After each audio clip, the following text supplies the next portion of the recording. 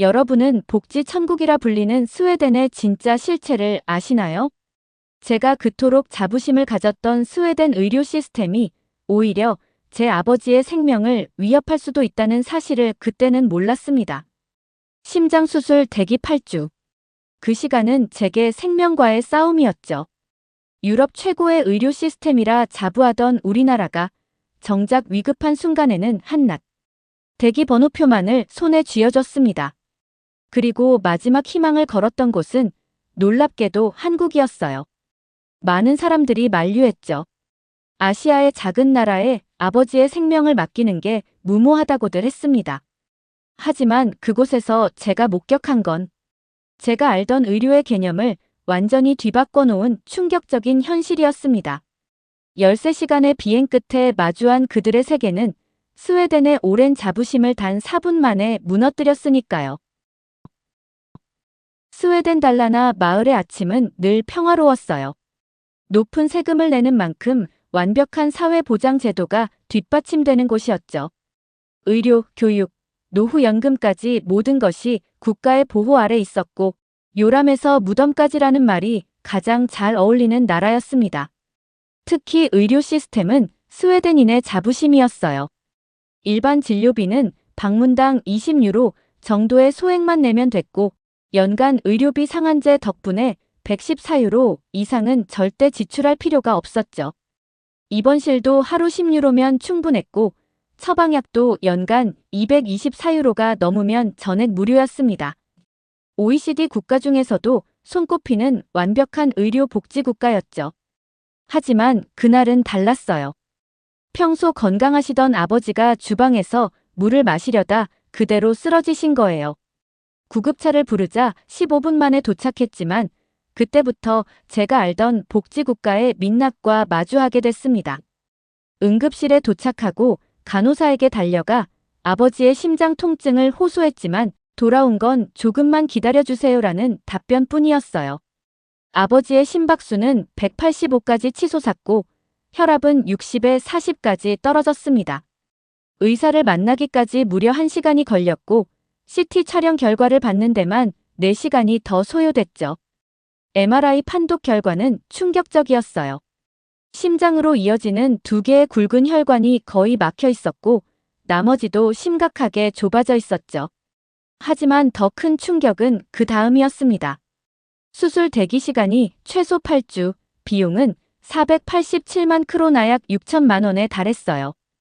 보험이 적용되더라도 개인 부담금이 178만 크로나 약 2천만 원이었죠. 답답한 마음에 다른 병원을 수소문했지만 상황은 비슷했어요. 스톡홀름 카롤린스카 대학병원은 10주, 예테보리 대학병원은 12주의 대기 시간이 필요하다고 했습니다. 스웨덴의 국민건강보험은 분명 세계 최고 수준이지만 긴 대기 시간이라는 치명적인 약점이 있었어요. OECD 통계에 따르면 스웨덴의 비응급 수술 평균 대기 시간은 무려 156일이나 된다고 합니다. 의료진의 실력도 훌륭했고 시설도 좋았지만 시스템이 문제였어요. 인구 1만 명당 의사 수가 4.3명으로 OECD 평균인 3.5명보다 높았지만 관료주의적인 절차와 예약 시스템 때문에 실제 진료까지 걸리는 시간은 매우 길었죠. 응급실 대기 시간만 해도 평균 3.8시간이었고 MRI 예약은 보통 2-3개월을 기다려야 했습니다. 물론 스웨덴의 의료 시스템이 나쁘다는 건 아니에요. 오히려 대부분의 상황에서는 최고의 시스템이었죠. 만성질환 관리는 세계 최고 수준이었고 예방의학 분야에서도 선도적이었습니다. 하지만 긴급한 수술이 필요한 중증 질환자에게는 치명적인 약점이 될 수 있었어요. 그렇게 하루하루가 지날수록 아버지의 상태는 악화됐어요. 가슴 통증이 심해져 잠도 못 주무시고 조금만 움직여도 숨이 차다고 하셨죠. 심장 전문의는 매일 아스피린을 드시라는 말만 반복했어요.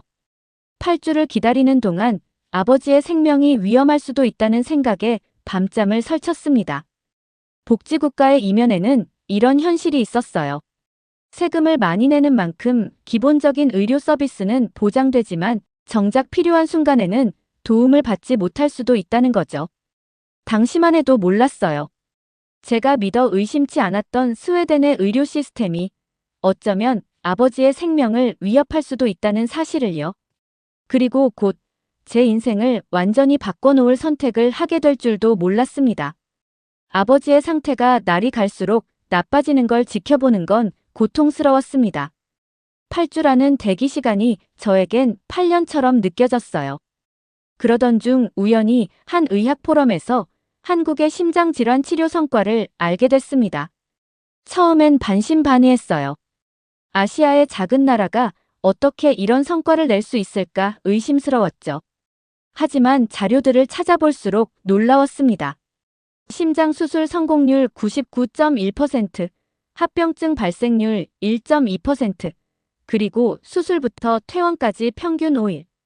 이런 수치들은 유럽 최고의 병원들보다도 뛰어난 결과였어요. 서울의 주요 병원들에 이메일을 보냈습니다.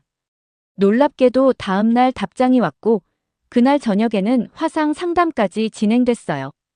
아버지의 MRI 영상을 검토한 한국의 의료진은 즉각적인 수술이 필요하다고 했습니다. 혈관 막힘 정도가 90%를 넘어 더 이상 지체할 시간이 없다는 거였죠. 하지만 주변의 반응은 차가웠어요. 친척들은 한국이 얼마나 위험한 나라인지 걱정했고 지인들은 의료사고를 우려했습니다. 심지어 담당 의사는 검증되지 않은 나라에서의 수술은 위험하다며 만류했죠. 스웨덴 의료보험도 해외 치료는 보장하지 않는다고 했고요.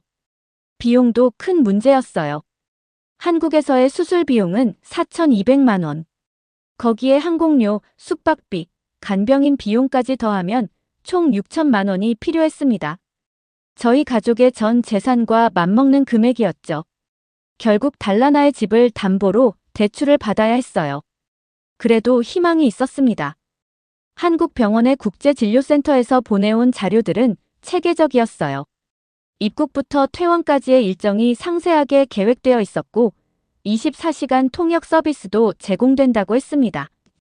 특히 인상적이었던 건 패스트 트랙 시스템이었어요. 응급 환자의 경우 입국 즉시 수술 준비가 가능하다는 거였죠.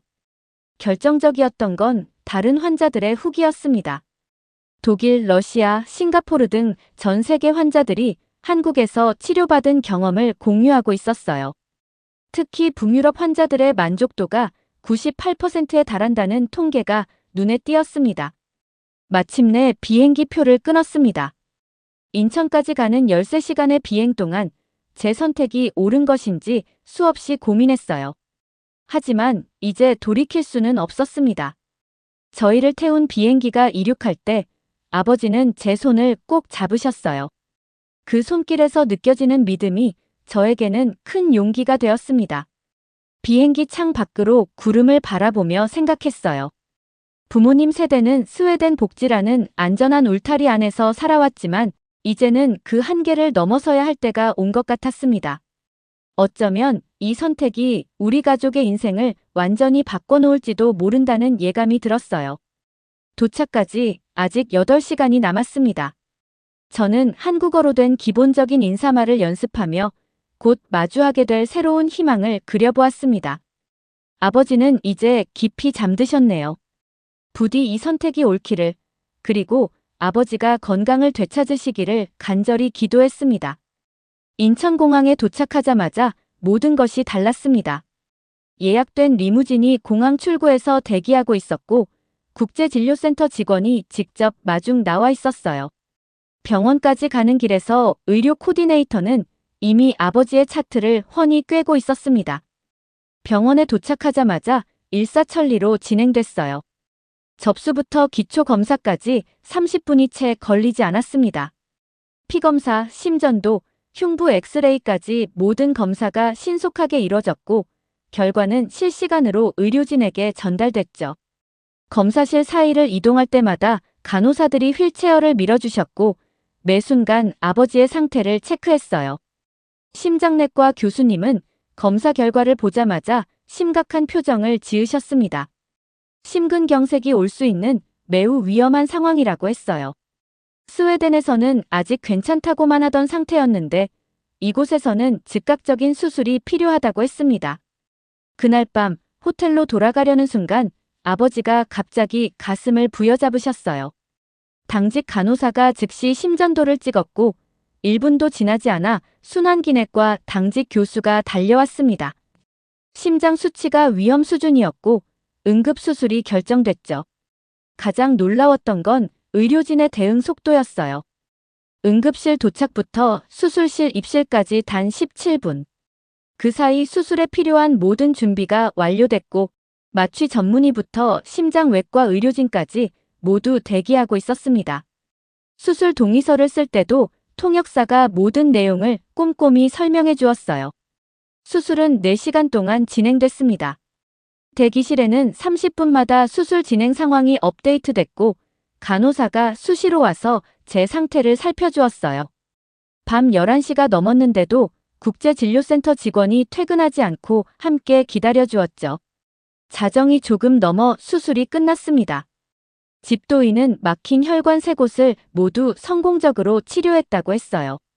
특히 최신 스텐트를 사용해 재협착 가능성을 최소화했다고 설명해 주셨죠. 중환자실로 이동하는 아버지의 얼굴은 이미 편안해 보였습니다. 중환자실에서의 관리도 완벽했어요. 심장 전문 간호사가 24시간 상주하며 1시간 간격으로 활력 징후를 체크했고 매일 담당 전문의가 회진을 돌았습니다. 통증 관리도 세심했어요. 조금이라도 불편함을 호소하면 즉시 통증 전문의가 상담을 해주었죠. 이틀 후 아버지는 일반 병실로 옮기셨어요. 병실은 마치 호텔 같았습니다. 깔끔한 냉장고, 전동 침대, 대형 TV는 물론이고 보호자 침대까지 편안했죠. 매일 아침 영양사가 식단을 조절해 주었고 물리치료사가 방문해 재활운동을 도와주었습니다. 의료진들의 팀워크도 인상적이었어요. 매일 아침 8시에는 교수, 전공의 간호사들이 함께 회진을 돌았고 각자의 소견을 공유했습니다. 모든 의료진이 태블릿을 들고 다니며 실시간으로 차트를 업데이트했고 이 정보는 즉시 모든 관련 부서와 공유됐죠. 수술 후 5일째, 아버지는 퇴원하셨습니다. 스웨덴에서는 상상도 할 수 없는 빠른 회복이었어요. 퇴원 전날 시행한 심장 초음파 검사에서는 심장 기능이 이미 85%까지 회복된 것으로 나타났습니다. 담당 교수는 2달 후면 완전한 일상생활이 가능할 거라고 했어요. 퇴원할 때는 상세한 관리 지침을 받았습니다. 투약 스케줄부터 식이요법, 운동 방법까지 모든 것이 영어로 번역되어 있었어요. 심지어 귀국 후 현지 병원에 보낼 의료 소견서까지 준비해 주셨죠. 앞으로 6개월간 화상 상담도 가능하다고 했습니다. 병원비 정산도 놀라웠어요. 응급수술부터 5일간의 입원비, 모든 약제비와 검사비를 포함해도 스웨덴의 15% 수준이었습니다. 더구나 모든 비용이 항목별로 상세히 정리되어 있어 신뢰가 갔어요. 이제 이해합니다. 왜 매년 수만 명의 외국인 환자들이 한국을 선택하는지를요. 이건 단순한 의료 서비스가 아닌 생명을 다루는 기술과 시스템의 차이였습니다. 병실 생활 중에 제일 인상 깊었던 건 김미영 간호사님이었습니다. 수술 다음 날부터 퇴원하는 날까지 저희 병실을 전담해 주셨는데 매 근무마다 아버지의 건강 상태를 세세하게 체크하고 기록하셨어요. 깜짝 놀란 건 그분이 아버지의 모든 과거 병력을 꿰고 계셨다는 거예요. 10년 전 척추 수술 받으신 것까지 알고 계시더라고요. 하루는 아버지가 허리 통증을 살짝 호소하시자마자 전담 물리치료사를 불러 척추 수술 이력을 고려한 맞춤 운동을 처방해 주셨습니다. 모든 의료진이 마치 오케스트라처럼 완벽한 호흡을 맞추고 있었어요. 특히 국제진료센터의 원스톱 서비스는 정말 놀라웠어요. 비자 연장부터 항공권 예약, 숙소 안내까지 모든 걸 도와주셨거든요. 이런 세심한 케어 덕분일까요? 병실에서 만난 외국인 환자들의 만족도는 놀라울 정도로 높았습니다. 옆 병실의 러시아 환자는 이미 3번째 방문이라고 했고 맞은편의 카자흐스탄 환자는 가족 전체가 한국에서 치료를 받는다고 하더라고요. 이제는 알 것 같습니다. 왜 한국이 세계 의료 관광 시장에서 빠르게 성장하고 있는지. 단순히 의술이 뛰어난 게 아니라 환자를 배려하는 마음과 그것을 뒷받침하는 완벽한 시스템이 있기 때문이었어요. 돌이켜보면 그때의 선택이 정말 다행이었습니다. 스웨덴의 편안한 병실과 친절한 의료진도 좋았지만 한국의 세심한 케어와 완벽한 시스템은 그 이상이었으니까요. 이제는 자신있게 말할 수 있습니다. 한국의 의료 서비스는 세계 최고 수준이라고요. 스웨덴 달라나 마을로 돌아온 지 6개월이 지났습니다. 아버지는 이제 매일 아침 정원에서 장미를 가꾸실 정도로 건강을 되찾으셨어요. 심장 기능도 정상의 98%까지 회복되었고 3개월마다 하는 정기 검진에서도 모든 수치가 정상으로 나왔습니다. 변한 건 아버지의 건강만이 아니었어요. 달라나 마을의 의사들은 한국에서 받아온 상세한 의료 기록과 치료 과정을 보며 놀라움을 감추지 못했습니다. 특히 수술부터 퇴원까지 단 5일, 그리고 총 입원 비용이 스웨덴의 15% 수준이었다는 사실에 충격을 받더군요. 지역 의료진들은 한국의 의료 시스템에 대해 더 자세히 알고 싶어 했어요. 스웨덴 전역 35개 병원의 심장내과 전문의들이 모이는 컨퍼런스에서 저희 아버지의 케이스가 발표되었고 한국의 심장질환 치료 성과가 주목을 받았습니다. 실제로 한국의 심근경색 환자 30일 생존율은 92.7%로 스웨덴의 86.4%보다 훨씬 높았죠. 더욱 놀라운 건 응급의료 시스템의 차이였어요. 한국의 병원들은 중증 심장질환 환자의 94%를 2시간 내에 수술할 수 있는 체계를 갖추고 있었습니다. 반면 스웨덴은 단 43%만이 가능했죠.